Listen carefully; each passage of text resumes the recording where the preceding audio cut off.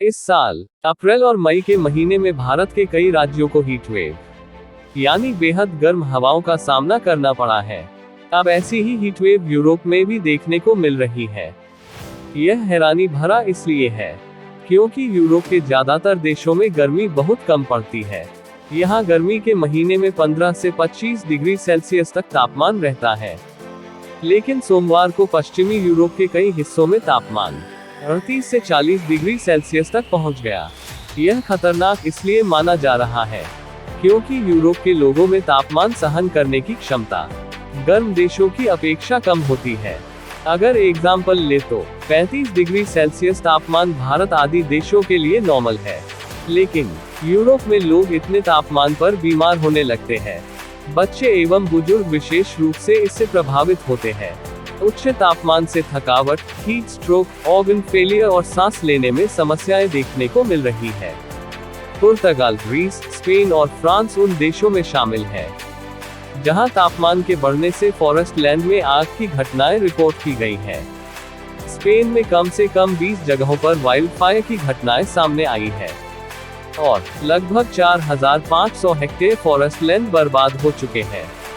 वहीं पुर्तगाल में लगभग पूरे देश में ही हाई अलर्ट जारी है। आग की वजह से पुर्तगाल में 2 लोग मारे गए हैं और 60 घायल हुए हैं। इतना ही नहीं, 12,000 और 15,000 हेक्टेयर की फॉरेस्ट जमीन बर्बाद हो गई है।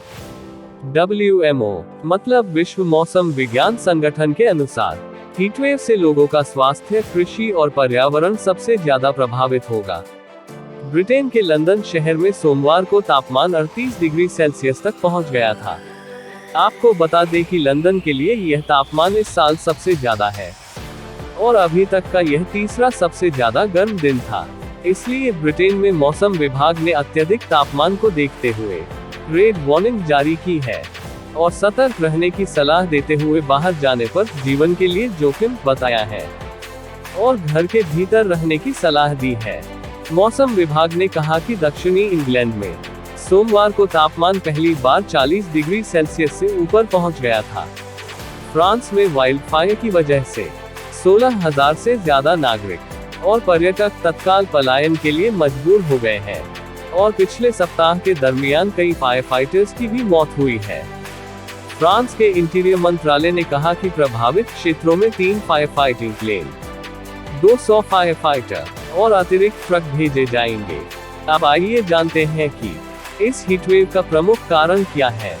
पर्यावरण विशेषज्ञ इन हीट वेव का प्रमुख कारण जलवायु परिवर्तन और लगातार हो रहे कार्बन डाइऑक्साइड के उत्सर्जन की वजह से ग्लोबल वार्मिंग का बढ़ना एक बड़ा फैक्टर माना जा रहा है और कुछ विशेषज्ञों का मानना है कि अफ्रीका से प्रवाहित होने वाली गर्म हवाएं यूरोप में तापमान को इंक्रीज कर देती है, जिनके चलते हीट वेव की घटनाएं हो रही हैं।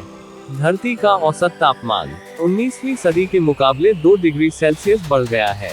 इसके अलावा यूरोप में समुद्रों की ज्यादा संख्या भी हीटवेव का एक बड़ा कारण है, क्योंकि वातावरण का सर्कुलेशन और समुद्रों की स्थिति भी तापमान पर गंभीर असर डालती है।